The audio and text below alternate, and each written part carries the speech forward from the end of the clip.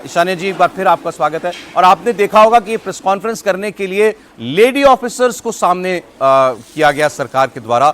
उन्होंने बताया कि कैसे आतंकवाद का पूरा ढांचा ध्वस्त किया गया है कल रात 25 मिनट में 9 कैंपों पर हमला करके। क्या कहेंगे?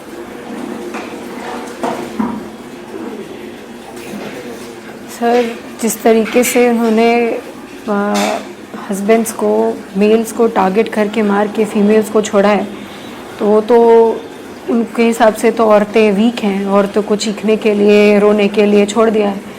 बट हमारे देश में ऐसा नहीं होता है। हमारे देश में औरतों को ही आगे करके बताया जा रहा है कि आप बताइए क्या हुआ था, क्योंकि हमारे देश की औरतें बहुत स्ट्रांग हैं, हमारे देश की बेटियां बहुत स्ट्रांग हैं।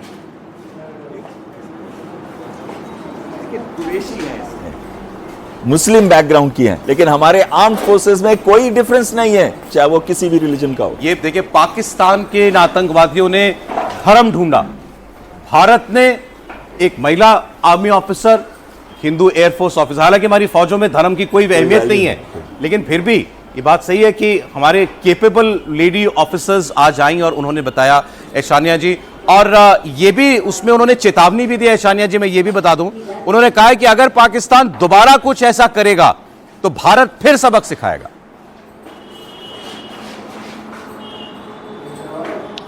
और मुझे इस बात पे कोई भी संदेह नहीं है। मुझे पता है भारत फिर से सबक सिखाने के काबिल है। मैंने पहले भी एक इंटरव्यू में बोला था, इनकी औकात ही नहीं है कि इंडियन आर्मी से भिड़ सके। इसीलिए तो ये मासूमों को टारगेट करते हैं, इसीलिए तो ये निहत्थे लोगों को टारगेट करते हैं, क्योंकि इनकी औकात ही नहीं है आर्मी से लड़ने की। जी, आपको इन 15 दिनों में देश का जो साथ मिला, जो रिजॉल्व पूरे देश का देखने को मिला, उसके बारे में आप क्या कहेंगे? मैंने देखा लाखों करोड़ों लोग मैसेजेस रोजाना करते थे, सरकार पर सवाल पूछते थे कि सरकार कब कार्रवाई करने जा रही है, लेकिन सरकार वो कार्रवाई अपने समय पर ही करनी थी। बिल्कुल सर देखिए, इम्पेशेंट होना लाजमी है।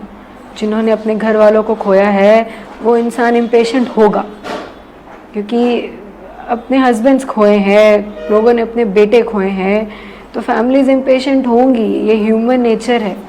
लेकिन हर जगह, हर बार, हर समय मैंने भी बोला है, और मुझे लगता है हर इंसान ने बोला है कि हमें मोदी जी पे विश्वास है, वो बदला लेंगे, वो कुछ तो करेंगे। इसीलिए हम वेट कर रहे थे और उन्होंने करके दिखा दिया। आपने जब हमसे पहले बात की तो आपने अपना पहला रिएक्शन बताया जब आपको इस ऑपरेशन का नाम पता चला, ऑपरेशन सिंदूर। वो लम्हा बहुत खास था। जी बिल्कुल सर, आप सिंदूर सुनते हो तो आपको बहुत सारी मेमोरीज आ जाती है। मेरे सामने तो एक तरीके से मेरी पूरी शादी की मेमोरी फ्लैशबैक पे चली गई। मैंने बस शुभम की फ़ोटो देखी और मैं रोने लगी, क्योंकि मेरे को वही सब याद आने लगा, किस तरीके से सब हुआ था, किस तरीके से। क्योंकि सिंदूर एक ऐसा वर्ड है जिससे एक औरत बहुत कनेक्ट होती है, और माननीय नरेंद्र मोदी जी ने इस ऑपरेशन का नाम सिंदूर रख के हमें कहीं ना कहीं पर्सनल लेवल पे दिखाया है कि ये जो आपकी पर्सनल चोट है, ये सिर्फ आपकी नहीं है, ये हमारी भी पर्सनल चोट है। और इस आज की कार्रवाई का एक बहुत बड़ा एस्पेक्ट ये भी है ईशान्या जी, पाकिस्तान में अभी कोई गिनती तो नहीं की गई है, लेकिन बहुत डैमेज हुई है। 100 से ज्यादा आतंकवादी मारे गए हैं, ऐसी खबरें आ रही हैं। लेकिन भारतीय सेना की तरफ से इस ऑपरेशन में कोई डैमेज हमारी तरफ नहीं हुई। एयरफोर्स और सेना के ऑपरेशन में हमारे एक व्यक्ति को एक खरोच भी नहीं आई।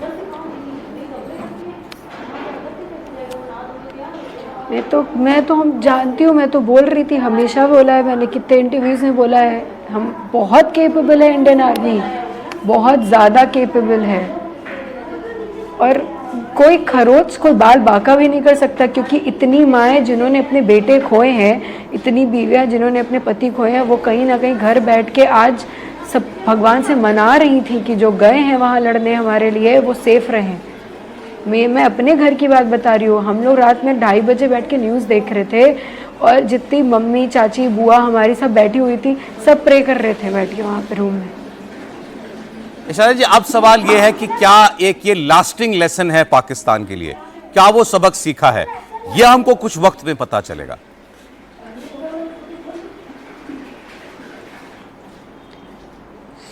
सबक तो सिखा ही रहे हैं, और ये मुझे लगता है ये शुरुआत किया है, ये नरेंद्र मोदी जी की शुरुआत है आतंक ख़त्म करने, आतंकी ख़त्म करने के तरफ, और ये पूरी तरीके से ख़त्म करेंगे, मुझे इस बात पे पूरा भरोसा है।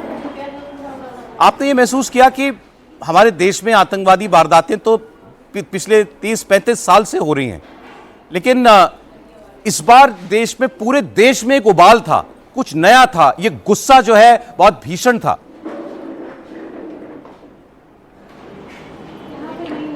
सर उसका रीज़न है कि निहत्थे लोग पहले भी मारे गए हैं, आर्मी मतलब टेररिस्ट ने मारे हैं, आर्मी वाले हों चाहे वो 26/11 हो, लेकिन इस बार निहत्थे के साथ साथ धर्म पूछ के मारा है। ये बहुत बड़ा क्वेश्चन है, क्या हम हिंदुस्तान में भी सेफ नहीं रहेंगे, ये क्वेश्चन था। और आज ये स्ट्राइक करके आज नरेंद्र मोदी जी ने जिस तरीके से जवाब दिया है, उन्होंने बता दिया है, शायद मेरे अंदर ये करेज वापस से आया है कि मैं जिस तरीके से शुभम ने बोला था हिंदू हूँ, मैं दोबारा फिर मुझसे कोई पूछेगा मुसलमान हो हिंदू हो तो मैं बोल पाऊंगी उसको कि मैं हिंदू हूँ। आतंकवादियों का एक मकसद हिंदू मुसलमान के बीच खाई पैदा करना भी था, हमारे दिलों के बीच बंटवारा करना भी था, लेकिन यह देखकर आपको कैसा लगा कि पूरा देश एकजुट रहा हमले के बाद से आज तक? मैं बहुत थैंकफुल हूँ, मैं हाथ जोड़ के उन सबको थैंक यू बोलती हूँ जितने लोगों ने इसमें हमारा साथ दिया।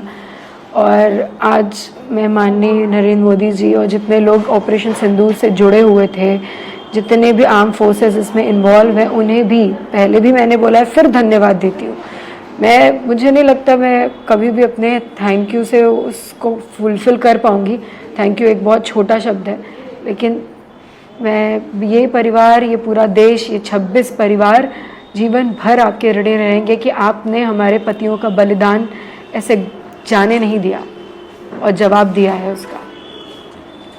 ऐशानिया जी, बहुत शुभकामनाएं और बहुत धन्यवाद आपका हमारे साथ जुड़ने के लिए। आपने जैसा कहा कि जो आप लोग इन 26 परिवारों ने जो खोया अपनी ज़िंदगी में, वो तो वापस नहीं आएगा, लेकिन अब कम से कम इतनी सांत्वना तो है कि देश साथ था और देश ने दुश्मनों को सबक भी सिखाया। बहुत शुक्रिया।